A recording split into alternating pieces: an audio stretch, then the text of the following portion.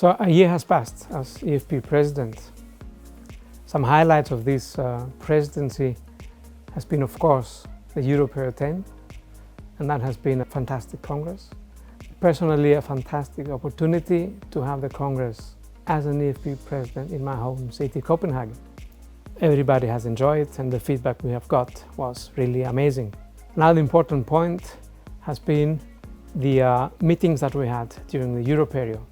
We met different organizations, professional organizations, but also lobbying organizations, as for example the Platform for Better Oral Health in Europe, a very important organization that we believe will help the EFP go further in its mission. Another highlight has been the workshop that we had in Granja, dealing with new clinical treatment guidelines for peri-implant diseases. Very important treatment guidelines coming out very soon. Last but not least, another highlight has been the Perio Master Clinic in Antwerp last March. Fantastic program, fantastic atmosphere. I really enjoyed it. During this year, a lot of efforts have been put into professionalizing the organization.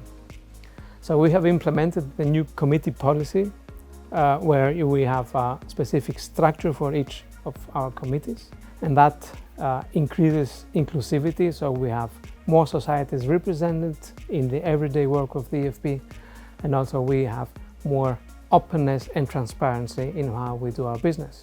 And very last, at the GA, we had a different format. We had short presentations of the different committees and what they have achieved during the past year, and maybe some of the important points for the future. And then we also had a new aspect in it where we had a group work session where the different national societies formed groups and discussed pertinent topics of the EFP.